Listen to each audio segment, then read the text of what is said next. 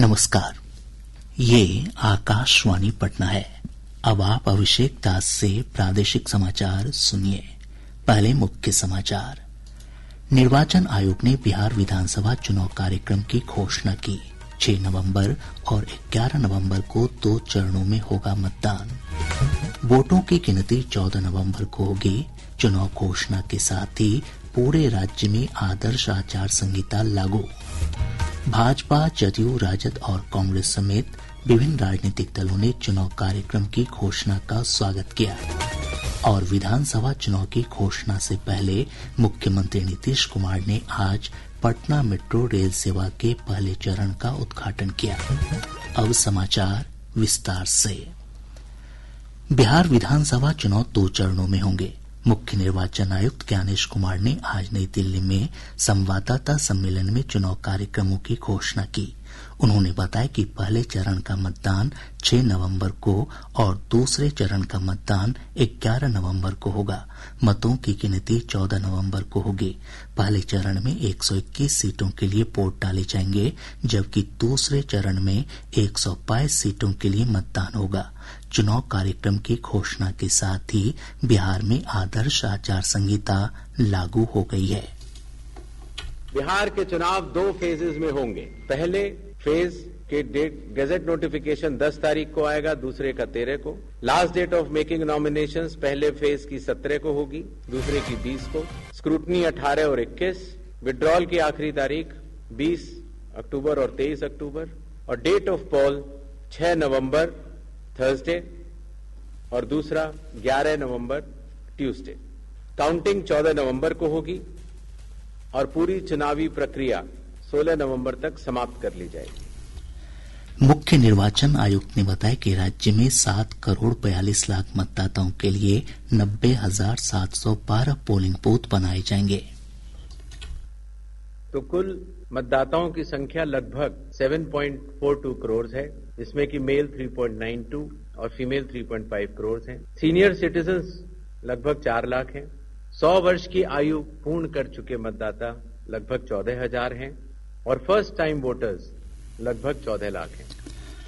मुख्य निर्वाचन आयुक्त ने कहा कि आयोग बिहार में स्वतंत्र, निष्पक्ष और पारदर्शी चुनाव कराने के लिए प्रतिबद्ध है।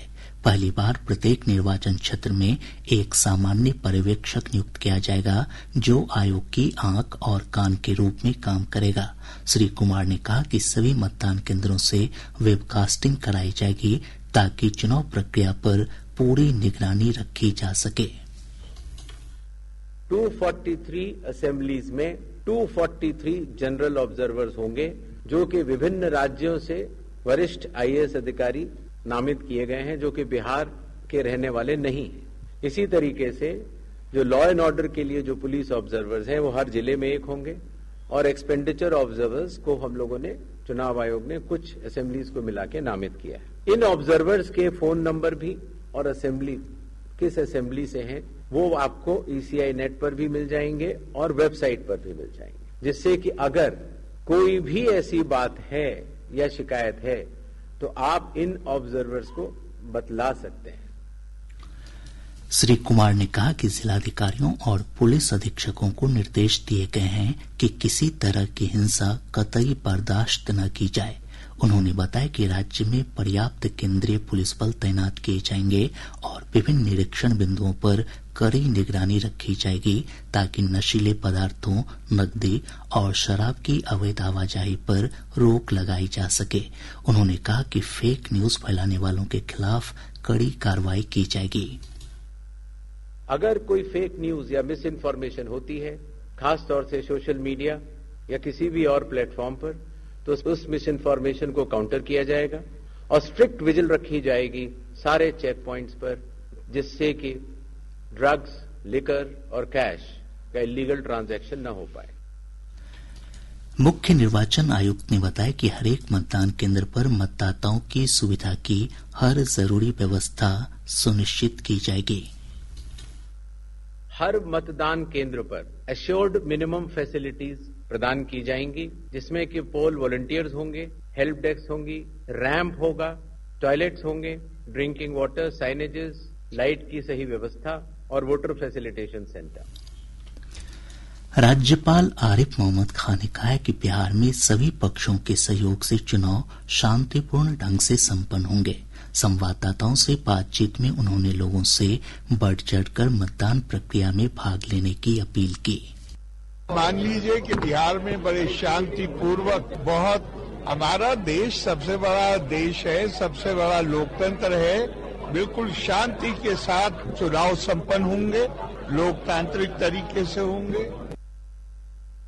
बिहार विधानसभा चुनाव की घोषणा का विभिन्न राजनीतिक दलों ने स्वागत किया है। भाजपा के प्रदेश अध्यक्ष दिलीप जायसवाल ने कहा कि पार्टी और एनडीए चुनाव को लेकर पूरी तरह तैयार है। उन्होंने दावा किया कि एनडीए को चुनाव में भारी बहुमत मिलने जा रहा है। जनता जितना चाहती थी उससे ज्यादा दोगुना जो है सरकार ने क्रियान्वित करने का काम किया। इसीलिए विपक्ष अब विकास पर कोई बात ही नहीं कर। चुनाव विकास के लिए होता है, बिहार नए बिहार, विकसित बिहार के सपना को साकार करने के लिए होता है और ये काम एनडीए की सरकार, प्रधानमंत्री श्री नरेंद्र मोदी जी और नीतीश कुमार जी के नेतृत्व में ही होगा। राजद के वरिष्ठ नेता तेजस्वी प्रसाद यादव ने कहा कि चुनाव आयोग की घोषणा का वे स्वागत करते हैं। उन्होंने कहा कि राज्य के लोगों ने इस बार परिवर्तन का मन बना लिया है। बिहार के लोग जो है त्रस्त हो चुके हैं। अब बिहार को मुख्यमंत्री गिड़गिड़ाने वाला नहीं चाहिए, जो शेर की तरह दहराए, उस वैसा जो है सीएम जो है बिहार के लोगों को चाहिए, जो बिहार के अधिकार, हक और बिहार के लोगों के साथ इंसाफ कर सके, ऐसा मुख्यमंत्री बिहार को चाहिए। और इस बार सब लोग चाह रहे हैं कि महागठबंधन की सरकार बने और महागठबंधन की सरकार बनेगी और जब तेजस्वी मुख्यमंत्री बनेगा तो कोई बिहार में ऐसा घर नहीं होगा जहां बेरोजगार हमारे भाई बहनें रहेंगे। कांग्रेस की वरिष्ठ नेता और सांसद रंजीत रंजन ने कहा कि महागठबंधन चुनाव को लेकर पूरी तरह तैयार है। घटक दलों के बीच सीटों के बंटवारे को लेकर बातचीत अंतिम दौर में है। इस बार हमारा बहुत ही फ्रूटफुल तरीके से बातचीत हो रही है और हम लोग क्वांटिटी नहीं क्वालिटी पे ध्यान देंगे। जो जिसकी मजबूत सीट है वो अलायंस पार्टी का जो पार्टी है उसका कैंडिडेट वहाँ पे चुनाव लड़े, इस पर पूरा हम लोगों ने फोकस किया हुआ है। तो लोग भी बहुत उम्मीद से कांग्रेस को भी देख रहे हैं, महागठबंधन को देख रहे हैं। जन सुराज के संस्थापक प्रशांत किशोर ने कहा कि पार्टी के सभी उम्मीदवार मजबूती के साथ चुनाव लड़ेंगे। श्री किशोर ने कहा कि बिहार के लोगों ने बदलाव का मन बना लिया है। जनशक्ति जनता दल के संस्थापक तेज प्रताप यादव ने कहा कि उनकी पार्टी चुनाव के लिए पूरी तरह तैयार है। बुधवार को उनकी पार्टी उम्मीदवारों की घोषणा करेगी। चुनाव का वो तो होना ही है और हम अपने जनशक्ति जनता दल की तरफ से तो हम लोग फेस करेंगे, इसको लड़ाई को लड़ने का काम करेंगे। चुनाव जो है वो उम्मीदवार परसों बता दिया जाएगा आप लोगों को। परसों हम लोग प्रेस कॉन्फ्रेंस करेंगे उसमें। आम आदमी पार्टी ने बिहार विधानसभा चुनाव के लिए अपने उम्मीदवारों की पहली सूची जारी कर दी है। पार्टी ने बेगूसराय, कुशेश्वरस्थान, किशनगंज, फुलवारीशरीफ और बेनीपट्टी समेत 11 विधानसभा क्षेत्रों के लिए अपने उम्मीदवार खड़े किए हैं। प्रादेशिक समाचार आप आकाशवाणी पटना से सुन रहे हैं। ताजा समाचारों के लिए आप हमारे x handle AIR News _Patna पर जा सकते हैं। विधानसभा चुनाव की घोषणा से पहले मुख्यमंत्री नीतीश कुमार ने आज पटना मेट्रो रेल सेवा के पहले चरण का उद्घाटन किया। उन्होंने न्यू पाटलिपुत्र बस टर्मिनल से भूतनाथ स्टेशन तक की यात्रा की। लगभग 3.6 किलोमीटर लंबे एलिवेटेड मेट्रो कॉरिडोर के पहले चरण का नाम प्रायोरिटी कॉरिडोर दिया गया है।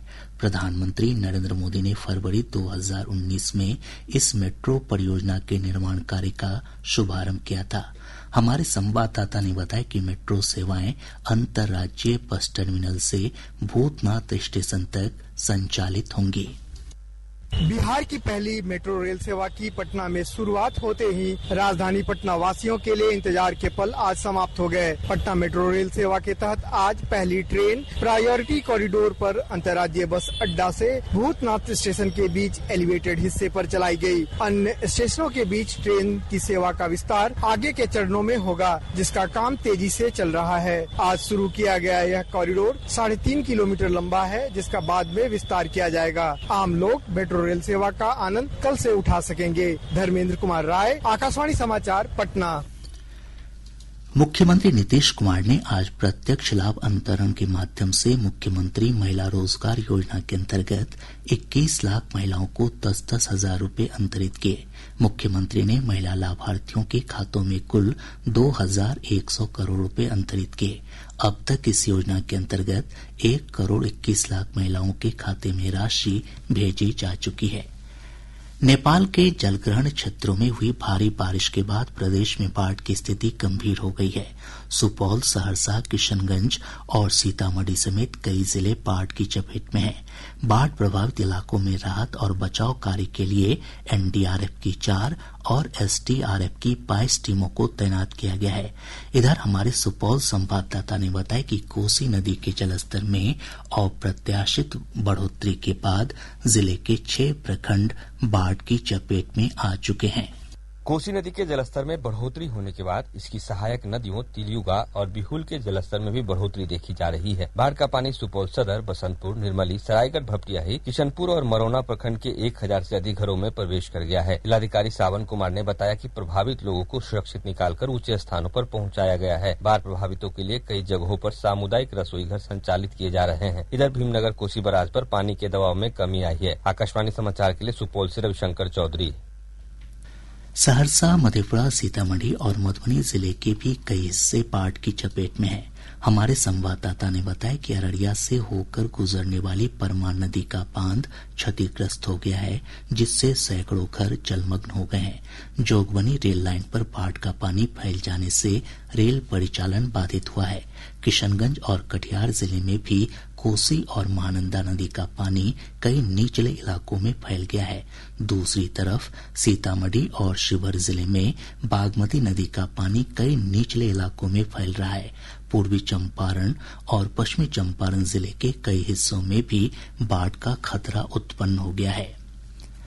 बंगाल की खाड़ी में बने निम्न दबाव के क्षेत्र के कमजोर पड़ने से राज्य में बारिश की गतिविधियों में कमी आई है।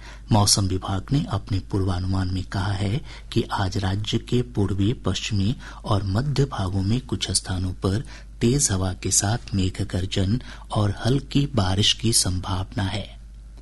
और अब अंत में मुख्य समाचार एक बार फिर। निर्वाचन आयोग ने बिहार विधानसभा चुनाव कार्यक्रम की घोषणा की। 6 नवंबर और 11 नवंबर को 2 चरणों में होगा मतदान। वोटों की गिनती 14 नवंबर को होगी। चुनाव घोषणा के साथ ही पूरे राज्य में आदर्श आचार संहिता लागू।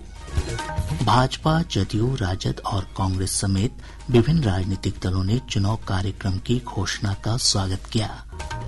और विधानसभा चुनाव की घोषणा से पहले मुख्यमंत्री नीतीश कुमार ने आज पटना मेट्रो रेल सेवा के पहले चरण का उद्घाटन किया। इसके साथ ही आकाशवाणी पटना से प्रसारित प्रादेशिक समाचार का ये अंक समाप्त हुआ। आकाशवाणी पटना से अगला समाचार बुलेटिन प्रातः 8:48 से प्रसारित किया जाएगा।